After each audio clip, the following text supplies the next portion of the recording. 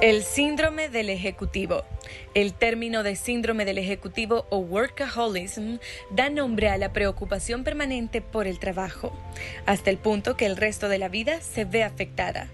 Se trata de personas que no consiguen desconectar en su tiempo libre, así como disfrutar del ocio y descansar adecuadamente. En contra de lo que se pueda pensar, el rendimiento en el trabajo también se acaba viendo afectado. El cansancio crónico, la ansiedad y la preocupación constante acaban por pasar factura a la salud, por lo que su rendimiento laboral también se ve afectado. ¿Qué lleva a una persona a hacerse adicta al trabajo? Lo cierto es que no suele deberse a la calidad de trabajo, es decir, que el ansia por seguir conectado no es porque se perciba la actividad como placentera. De hecho, el estado mental que predomina es el estrés. Entonces, ¿por qué no alejarse de ello? Estas son algunas causas. La persona es ambiciosa, perfeccionista y autoexigente, y necesitada de estímulos e incapaz de desconectar. Se siente imprescindible en su puesto y teme que la cadena de trabajo se desmorone en su ausencia, con las consecuencias que ello conlleva a volver. Uso excesivo del teléfono móvil o la compulsión de evitar y estar siempre conectado, lo que hace mucho más visibles los avisos del trabajo en el tiempo libre. Presión por parte de la empresa, que acosa al trabajador en su tiempo libre para que siga haciéndolo. El trabajo sirve como refugio para otras situaciones desagradables, como un mal ambiente en el hogar o un duelo problemático. Este estado mental acaba por afectar a la vida personal y es común encontrar que el entorno del paciente ha reclamado su atención o señalado su adicción al trabajo. El síndrome del ejecutivo. Posiblemente alguien lo está sufriendo porque sí es un sufrimiento. ¿Y cómo nosotros podemos tratarlo o ayudar a esa persona? Pues bien, ya tenemos al especialista para poder abordar este tema. Le damos la bienvenida a la licenciada Gladys Marquina. Ella nos va a ayudar a poder resolver este tema. ¿Cómo está, licenciada? Buenos días, mucho gusto. Muchas gracias y es un placer nuevamente poder compartir este espacio con ustedes. Gracias, licenciada. De verdad que muy importante este tema, el síndrome del ejecutivo. Yo mencionaba al inicio que también para muchos puede ser hasta un propósito de año nuevo el tratar de no estar tan apegado al trabajo o que este ya no se vea afectando a mi familia o mis relaciones o de repente ciertos ámbitos de mi vida. ¿Qué tan importante o cómo lo denominan también los expertos este síndrome del ejecutivo? Sí, se conoce también como un síndrome del tecnoestrés, es decir, porque la persona está inmersa demasiado en la tecnología, en ese mundo virtual, ¿verdad? Y descuida pues las relaciones humanas. Y también la modalidad actualmente, ¿verdad? Después de la pandemia, que es el trabajo desde la casa. Entonces eso contribuye mucho más a que la persona esté más pendiente del teléfono celular y esté constantemente viendo la hora, viendo si bueno, el jefe comenta que hay algo pendiente, entonces eso afecta la vida, el círculo familiar, ¿verdad? El diario vivir de la persona. Licenciada, me encantaría que pudiéramos enumerar esas alarmas, podemos llamarle, para yo poder saber si estoy sufriendo del síndrome del ejecutivo. Me gustaría porque comúnmente esas personas, me imagino que no les gusta aceptar que están pasando por esto. Al contrario, es como yo necesito trabajar, trabajar no está mal. Entonces, para poder enumerarlas y también saber si estamos sufriendo. El síndrome. El síndrome. Sí, correcto, es bastante importante, ¿verdad? Por ejemplo, si yo estoy en esa situación, ¿cómo puedo identificar, verdad? Y justamente lo que acaba de mencionar, la persona niega, esa es una de las características, ¿verdad? Niega el estar demasiado pendiente del trabajo, es decir, es bueno estar pendiente y desarrollar los objetivos laborales, pero estas personas exceden, ¿verdad? Descuidan las relaciones familiares, amistades, pasatiempo, el autocuido, ¿verdad? En sí mismo. Y una de las señales es que la persona niega totalmente, pese a que los familiares, amistades les indique, ¿verdad? Entonces ellos no lo niegan y tratan de justificar en cada momento. El tema de conversación también para esas personas es en torno a su trabajo, al bienestar que pueden proporcionar a su familia, ¿verdad? Por estar constantemente pendiente del trabajo. Igualmente también no saben llevar otras responsabilidades más que la del trabajo, ¿verdad? Es decir, que no son muy funcionales resolviendo otro tipo de situación otras problemáticas, ¿verdad? Y están justamente, como les decía al inicio, pendientes del celular.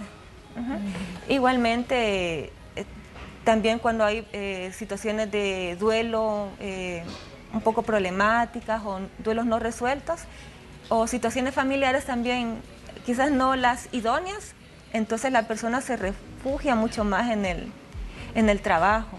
Y también hay otras manifestaciones que son físicas, por ejemplo, problemas en el tracto digestivo, en la piel, psoriasis, por ejemplo, mucha ansiedad, mucho estrés, y eso deriva en un miedo a dejar el trabajo, ¿verdad? Justamente por la misma crisis también económica, la falta de empleo, y la persona tiene ese temor de cómo va a quedar su plaza en sus días de vacación, por ejemplo, está pendiente y siente también que otra persona que llegue no va a cubrir todas las necesidades o no va a hacer el trabajo como ella lo desempeña. Entonces hay problemas también a delegar esas otras acciones, ¿verdad?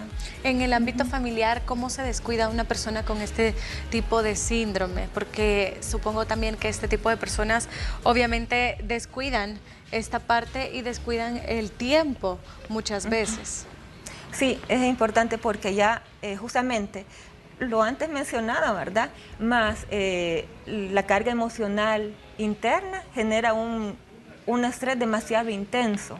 Entonces, tener demasiado estrés en la vida es perjudicial porque la persona no va a poder desempeñar normalmente pues con todos los objetivos laborales, con todas las tareas, porque directamente va a impactar teniendo crisis de ansiedad, pánico, miedo. Indirectamente vienen ya dolores musculares, migrañas, bueno, esos dolores de cabeza, que al tiempo van a agotar a la persona, la van a agobiar y va a tener termina pidiendo permiso, ¿verdad?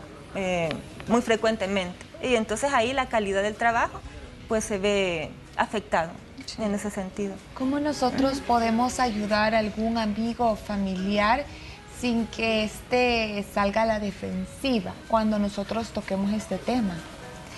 Bueno, entonces sería aquí en este caso quizás tratar de involucrar o que se involucre un poco más en actividades recreativas, justamente cuando está de vacación, ¿verdad?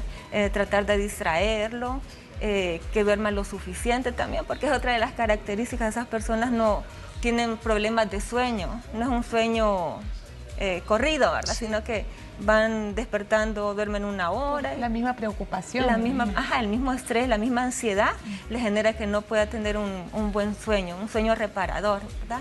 Y involucrarlo también en actividades, por ejemplo, salir a correr o trotar. Y es mejor hacerlo en compañía porque a veces uno solito como que pierde, a veces se desmotiva, ¿verdad? Entonces es importante que las amistades o familiares lo inviten, ¿verdad? A hacer ejercicio, la meditación también. Alimentación sana, involucra pues en actividades recreativas a la persona. ¿Hasta qué nivel puedo llegar yo y considerar que es la forma correcta de pertenecer a mi trabajo para no caer en el síndrome del ejecutivo? Porque a veces nos podemos tal vez confundir y decir quizás estoy cayendo y probablemente no sea así. Sí, lo que sucede es que hay ciertas características también, digamos, el perfil psicológico de esas personas son personas muy exigentes consigo mismas, ¿verdad?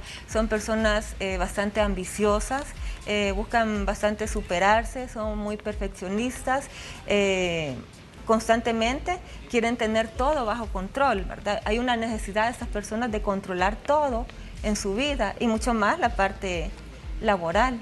Entonces, esa es una como de las señales, ¿verdad? Uno de los detonantes que me puede decir a mí que tengo que bajar un poco el ritmo, ¿verdad? Aunque es muy difícil que uno solita pueda identificar qué es lo que no está bien en uno mismo, ¿verdad? Por eso es importante rodearse de personas también, de amistades, que también de alguna manera pues lo lleven y le hagan saber, ¿verdad? De lo que sucede. Licenciada, si yo, por ejemplo, tengo la suerte de haber detectado esto y quiero ponerle un paro porque ya estoy cansada, también mi salud está siendo afectada, ¿cómo puedo empezar? Porque quieras o no, posiblemente ya llevo años estando de esta manera. Entonces, ¿cómo yo puedo comenzar a dar esos pequeños pasos para poder cambiar y ayudarme solita a poder salir de esto? Ok, entonces aquí es muy importante decodificar el pensamiento, ¿verdad? Que estas personas justamente que padecen de ese síndrome del ejecutivo, mentalmente ellos tienen... bueno, lo correcto es trabajar para vivir, ¿verdad? Ajá. Pero ellos no, es al revés, vivir para trabajar únicamente. Entonces, desde ahí cambiar ese tipo de pensamiento, la cognición y centrarme mucho más en mi autocuido. El descanso es algo que bloquea ese síndrome del ejecutivo, darme mis espacios, mi tiempo con la familia, disfrutar, ¿verdad?, en la vida. Entonces, esa es una de las medidas. Pero también tratar que otras personas lo ayuden también a uno. En una situación de pareja, ¿cómo la pareja le hace ver esto? Y sin que sea algo como con dolo, porque muchas veces dice, yo me dejó solo, o no viene con los niños, no ha sido a esto. También hay formas de poder expresarlo. ¿Cómo sería lo correcto? Bueno, como decía al inicio, tratar de involucrar, tratar a la persona de sacarla, ¿verdad?, de ese círculo, ¿verdad?, tan absorbente del trabajo. Pero esas personas siempre van a confrontarlo a uno, tratan de justificar su situación, ¿verdad?, la niegan o a veces realizan tareas, digamos, un poco innecesarias, justificando que tienen que estar siempre pendientes ahí de su trabajo, del ordenador, ¿verdad? Y lo correcto es cuando termina la hora de trabajo, pues cerrar la puerta, apagar el ordenador y desconectarme, ¿verdad? Si hay cosas pendientes, pues entonces tener claro que el siguiente día lo voy a realizar. Pero esas personas no, hay algo pendiente y hasta que lo terminan están un poco más tranquilas, el nivel de ansiedad baja un poco, ¿verdad? Licenciada, ¿cómo puedo hacer, digamos, si durante este 2022 yo tuve un nuevo trabajo y he llegado y todas las personas parecieran tener el síndrome del ejecutivo donde yo llego? Y es estresante porque yo quiero seguir manteniendo mi vida personal, mis amistades, mi familia, pero al parecer todos son así dentro de mi trabajo. ¿Qué sería lo ideal? ¿Salir de ese clima laboral tan tóxico o también poder ayudar a esas personas? ¿Qué se puede hacer en este caso? Sí, bueno, en ese sentido, ¿verdad? Que todos están inmersos demasiado en los trabajos, en las tareas pendientes, pues también facilitarles un poco, hacerles ver, ¿verdad?, que el trabajo es en conjunto, en equipo, ¿verdad?, y que de esa manera se logran los objetivos y también hacerles saber que es muy importante también el descanso, tomar un descanso para desbloquearse y seguir trabajando y generar mejores resultados en la oficina. Y en ese sentido creo que también es importante que la empresa o los jefes realicen como pequeñas charlas motivadoras en donde se concientice a la persona de la importancia de tomar sus vacaciones, digamos sus 15 días de vacaciones, disfrutarlos plenamente, ¿verdad?, lo mejor que se pueda. Y tener la certeza que alguien también con todas las capacidades y habilidades va a estar cubriendo ese periodo de vacación, ¿verdad? Entonces también es parte de las empresas el promover el autocuido de sus empleados, ¿verdad? ¿Cuál sería ya lo último en gravedad de una persona que padece de este síndrome del ejecutivo y que no quiere aceptar ni ver su realidad?